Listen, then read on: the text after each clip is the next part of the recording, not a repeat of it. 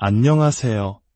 고요한 밤, 혹은 분주한 하루에 잠시 멈춤이 필요한 당신의 곁을 지키는 시간입니다. 오늘 우리는 성경 속 한 인물의 깊은 고뇌와 믿음의 여정을 통해 우리 삶의 가장 어려운 질문 앞에 서보려고 합니다.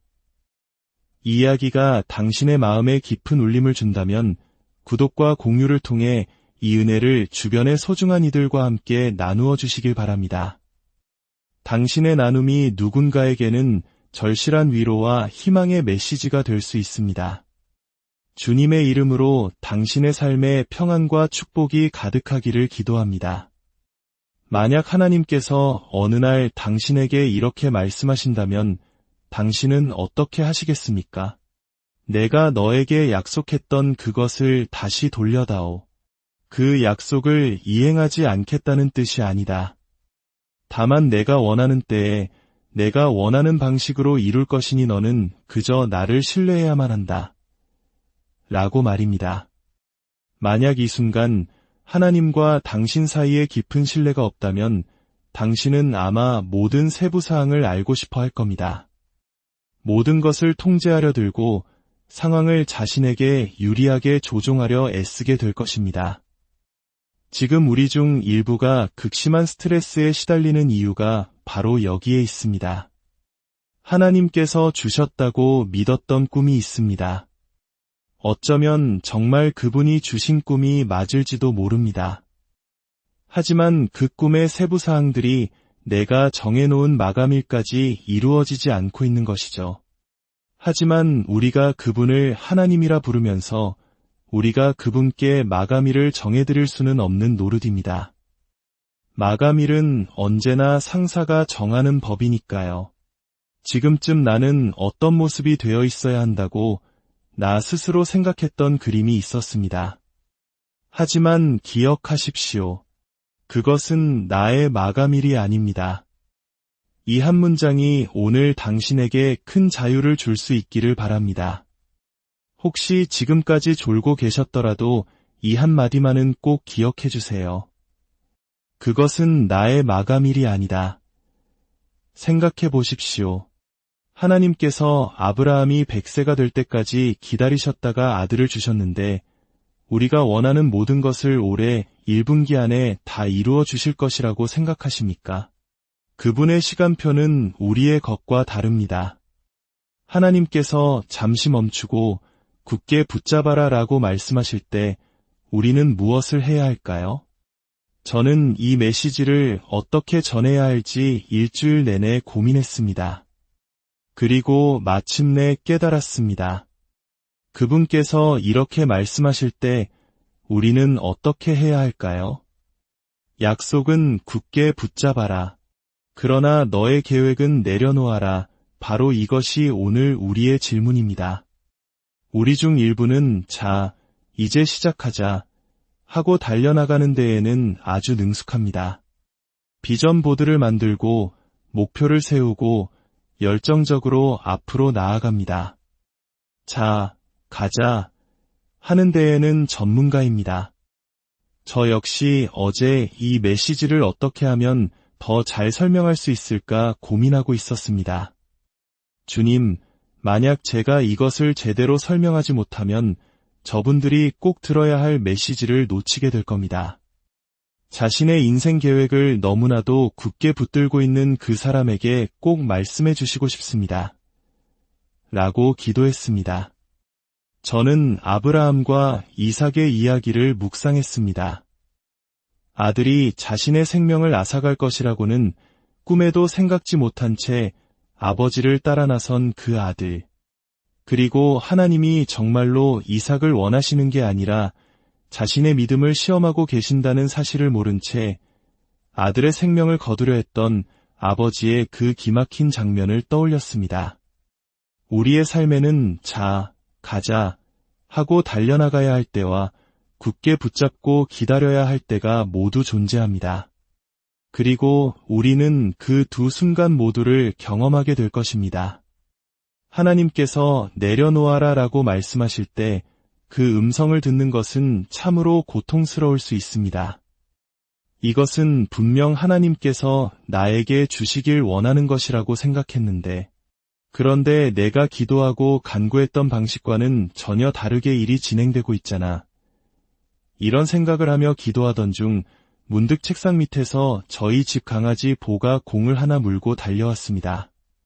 처음에는 속으로 생각했죠. 보, 아빠 지금 너랑 공놀이 할 시간 없어. 지금 아주 중요한 분들을 위해 성경의 아주 전설적인 본문을 가지고 매우 중요한 설교를 준비하고 있단 말이야. 이건 아주 진지한 주제야. 시작하자. 내려놓자 같은 심오한 얘기를 하고 있는데 공놀이 할 시간이 어디 있겠니? 강아지는 마치 자, 던져요. 라고 말하는 듯 공을 제게 가져왔습니다. 그래서 저는 공을 받아 던졌습니다. 공을 던지면서 생각했습니다. 그래, 어차피 오래 걸리지도 않을 거야. 왜냐하면 보는 공을 가져오는 놀이를 아주 못하기 때문입니다. 보는 자, 가자 하고 달려가 공을 물어오는 것은 정말 잘합니다. 아주 번개처럼 달려가죠. 하지만 일단 공을 입에 물고 나면 절대로 놓지를 않습니다. 마치 오늘 저의 설교 제목인 하나님께서 내려놓으라 말씀하실 때를 듣지 못한 것처럼 말입니다. 보는 공을 가져오는 것보다 가져온 공을 놓아주는 것을 훨씬 더 못합니다. 저는 그 녀석에게 이해시킬 수가 없습니다. 보, 내가 공을 가져온 다음 다시 나에게 놓아주면 우리가 이 놀이를 훨씬 더 많이, 더 즐겁게 할 수 있단다. 가져오고, 돌려주고, 또 가져오고, 놓아주고, 이 리듬을 타야 해. 내가 던져주면 내가 다시 가져다주고 그 순간 저는 깨달았습니다. 왜 하나님께서 때때로 우리에게 그분이 약속하셨다고 우리가 믿었던 바로 그것을 다시 가져오라고 하시는지를 말입니다. 그것은 그분이 실제로 무엇을 약속하셨는지를 명확히 하고 그분이 말씀하신 바를 온전히 이루시기 위함입니다. 내가 생각했던 방식이 아니라, 내가 원했던 결과가 아니라, 나의 마감일이 아니라 오직 그분의 정해진 시간표에 따라 그분이 내 인생을 통해 이루고자 하시는 거대한 목적의 작은 한 조각으로 사용하시기 위함입니다. 그래서 저는 이 자리에 있는 모든 보와 같은 분들께 말씀드리고 싶습니다. 내려놓으십시오. 어떻게 그런 말을 할 수 있나요? 이건 저에게 정말 중요한 문제란 말입니다. 계획을 세우지 말라는 건가요? 아닙니다. 계획은 세워야 합니다. 하지만 그 계획을 너무 꽉 쥐어서 숨통을 조여서는 안 됩니다. 혹시 이런 가능성은 없을까요? 당신의 문제가 하나님이 말씀하신 것을 붙들지 않아서가 아니라 그것을 너무 꽉 붙들고 있기 때문일 수도 있다는 가능성 말입니다. 때로 그분의 타이밍은 우리의 것과 전혀 다르기 때문입니다. 주님께서는 오늘 당신이 이 진리를 깨닫기를 간절히 원하십니다. 내려놓아라. 이제 그만 내려놓아라. 아브라함이 아들 이삭을 데리고 모리아 산으로 향하던 그 사흘간의 여정은 과연 어떠했을까요? 모리아. 이곳은 수천 년 후 바로 예수님께서 우리를 위해 자신의 생명을 내어주신 바로 그 지역입니다. 하나님께서 당신의 아들을 내어주신 곳입니다. 물론 산은 다르지만 지역은 같습니다. 당시 아브라함은 이 엄청난 미래의 사건에 대해 아무것도 알지 못했습니다. 이처럼 당신의 믿음이 시험받고 있는데 참고할 만한 선례가 전혀 없을 때 당신은 어떻게 하시겠습니까? 이런 일은 난생 처음 겪어봅니다. 어떻게 해야 할지 모르겠습니다. 많은 민족의 아버지가 된다는 것이 도대체 무엇인지 저는 알지 못합니다. 게다가 이제 겨우 15살, 10대인 아들을 이끌고 가야만 합니다. 그 여정을 지켜봅시다. 사흘 길을 가는 동안 부자 사이에 대화가 오갑니다. 기억하십시오. 아브라함의 믿음은 한순간에 시험받은 것이 아니라 과정 속에서 시험받았습니다. 우리의 믿음에 대한 시험 역시 계속될 것입니다. 어느 순간에는 믿음이 충만하다가도 다음 순간에는 연기처럼 사라져 버릴 수 있습니다. 우리는 문자 메시지 하나에도 하나님을 향한 신뢰가 바닥까지 추락할 수 있는 연약한 존재입니다.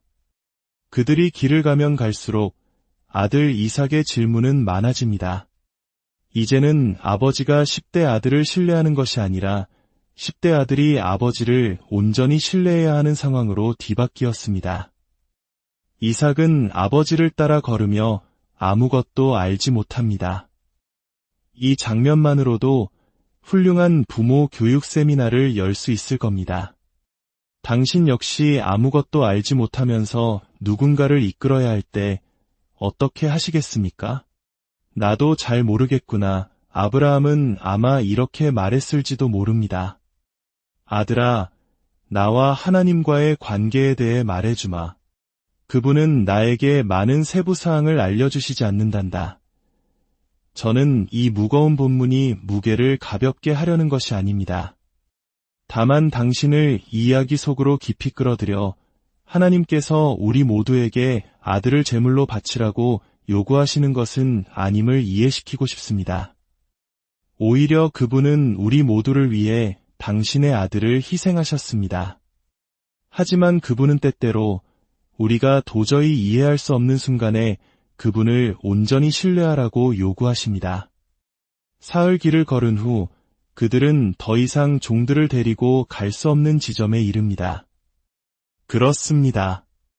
하나님과의 관계에서 어느 지점에 이르면 다른 누구의 도움으로도 그 문제를 해결할 수 없는 순간이 찾아옵니다. 물론 사람들의 조언은 도움이 됩니다. 지혜를 얻을 수도 있습니다. 하지만 그들의 지혜를 숭배해서는 안 됩니다. 그들의 지혜는 그들의 경험에 기반한 것이기 때문입니다.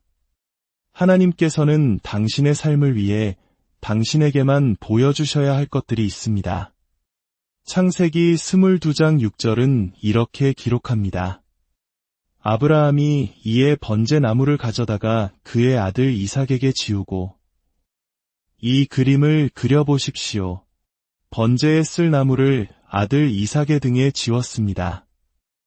우리는 창세기 22장에서부터 이미 십자가 나무를 지고 가시는 예수님의 모습을 발견하지 않습니까?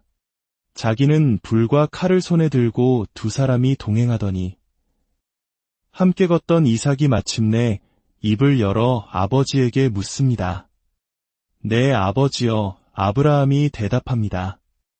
내 아들아, 내가 여기 있노라. 이삭이 묻습니다.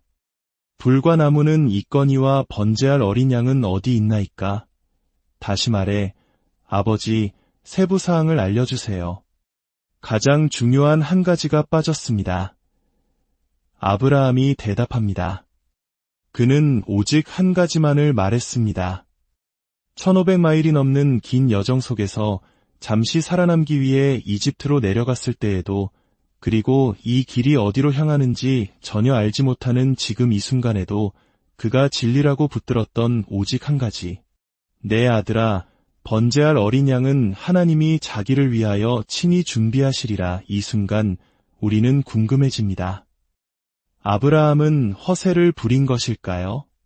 정말 그렇게 될 줄 알고 있었을까요? 물론 결과적으로 그렇게 되었습니다. 어린 양은 아니었지만 수풀에 뿌리 걸린 순양이 있었습니다. 하나님은 결코 우리가 생각하는 방식 그대로 일하지 않으시기 때문입니다. 하지만 아브라함은 마치 모든 것을 알고 있는 것처럼 말합니다. 하나님이 친히 준비하실 것이다. 그리고 이 장면을 보십시오. 이삭은 이전에도 아버지가 하나님을 신뢰하는 모습을 여러 번 보아왔던 것 같습니다. 왜냐하면 신뢰가 깊을수록 세부사항에 대한 필요는 줄어들기 때문입니다. 아브라함이 하나님께서 준비하실 거야 라고 말하자 성경은 두 사람이 함께 나아가서 라고 기록합니다. 이삭은 알겠습니다. 아버지, 계속 가시죠 라고 답한 것입니다. 그리하여 아브라함이 아들을 내려놓는 동안 이삭은 자, 가자라고 말하며 함께 나아갑니다. 그리고 마침내 그 순간이 찾아옵니다. 이제 잠시만 저와 함께 이 장면에 집중해 주십시오. 하나님이 그에게 일러주신 곳에 이른지라. 아브라함이 머릿속으로 알고 있던 장소가 아니었습니다. 하나님은 그가 그곳에 도착했을 때 비로소 보여주셨습니다. 아브라함은 그곳에 제단을 쌓았습니다. 제단은 희생의 장소이자 죽음의 장소이며 동시에 예배의 장소였습니다. 나무를 버려놓고 그의 아들 이삭을 결박하여 제단 나무 위에 놓고 이 장면이 우리 마음에 얼마나 큰 충격을 주는지 잘 압니다. 저 역시 이 본문을 전하기를 주저했습니다. 하지만 제가 가장 전하기 주저했던 바로 이 말씀이 저를 가장 깊이 치유했습니다. 10절에서 제가 본 것은 제 인생을 바꾸었습니다. 손을 내밀어 칼을 잡고 그는 아들을 내려놓으며 도구인 칼을 잡기 위해 손을 뻗습니다. 그의 손가락이 차가운 칼자루를 감쌉니다. 그 아들을 잡으려 하니 여호와의 사자가 하늘에서부터 그를 불러 이르시되 아브라함아, 아브라함아 하시는지라. 천사는 그의 이름을 2번 불렀습니다. 왜냐하면 그의 손에는 칼이 들려 있었고 그는 아들이 곧 죽을 것이라고 생각했기 때문입니다. 이 상황을 도무지 이해할 수 없었지만 그가 아들 위로 칼을 든 바로 그 순간 천사가 나타나 외칩니다. 아브라함아, 아브라함아, 내려놓아라. 하나님께서는 아브라함이 모든 것이 끝났다고 생각한 바로 그 절정의 순간에 내려놓아라 라고 말씀하십니다. 그 아이에게 내 손을 대지 말라. 그에게 아무 일도 하지 말라. 내가 내 아들 내 독자까지도 내게 아끼지 아니하였으니 내가 이제야 내가 하나님을 경외하는 줄을 아노라. 내가 그를 내려놓았으니 이제 그 칼도 내려놓아라. 내가 너에게 준 것을 나보다 더 사랑하지 않는다는 것을 내가 이제 알았으니 너의 계획이 아닌 나의 약속을 붙들고 있다는 것을 내가 알았으니 내가 너의 아들을 아끼지 아니하였으니 이제 그 칼을 내려놓아라. 하나님은 참으로 전략적이십니다. 아브라함이 자신이 해야만 한다고 생각했던 그 일, 즉 칼을 내려놓는 바로 그 순간 13절은 그가 천사의 음성 외에 다른 소리를 들었다고 말합니다. 바로 등 뒤 수풀에서 버둥거리는 소리였습니다. 아브라함이 눈을 들어 살펴본즉 한 순양이 뒤에 있는데 뿔이 수풀에 걸려 있는지라. 아브라함이 가서 그 순양을 가져다가 아들을 대신하여 번제로 드렸더라. 그리고 14절 아브라함이 그 땅 이름을 여호와 이레라 하였으므로 그가 이삭이 죽을 것이라고 생각했던 그 장소, 모든 것이 끝났다고 생각했던 그 장소, 어디로 가는지 하나님께서 무엇을 하실지 전혀 알지 못했던 그 장소. 그러나 하나님은 준비하시겠다고 말씀하셨고 약속대로 준비하셨습니다. 그래서 그는 그곳의 이름을 여호와 이레라고 불렀습니다. 그곳은 이삭이 죽은 곳이 아니라 여호와께서 준비하신 곳이 되었습니다. 오늘 이 자리에 있는 당신이 생각했던 대로 일이 풀리지 않아 무언가를 내려놓고 있는 모든 분들에게 선포합니다. 당신이 생각했던 방식으로 변화해야 했던 누군가를 내려놓고 당신 자신에게 기대했던 모습을 내려놓고 하나님은 이런 분일 것이라고 생각했던 당신의 관념을 내려놓고 이번 시즌에는 이런 일들이 포함될 것이라고 생각했던 당신의 기대를 내려놓고 있는 모든 분들에게 말씀드립니다. 아브라함이 칼을 내려놓는 바로 그 순간 수풀은 순양의 뿔을 붙들고 있었습니다. 제가 무슨 말을 하려는 것인지 아시겠습니까? 바로 이 자리에서 하나님께서 당신을 붙들고 계십니다. 그분의 이름은 여호와이십니다. 그분은 여호와 이레, 준비하시는 하나님이십니다. 주님께서 나를 위해 준비하실 것입니다. 주님께서 내 가정을 위해 준비하실 것입니다. 주님께서 이 교회를 위해 준비하실 것입니다. 당신이 내려놓는 그곳이 절망의 자리가 아니라 하나님의 놀라운 준비하심을 경험하는 여호와 이레의 장소가 될 것을 믿음으로 선포합니다. 주님의 평안이 당신과 함께하기를 간절히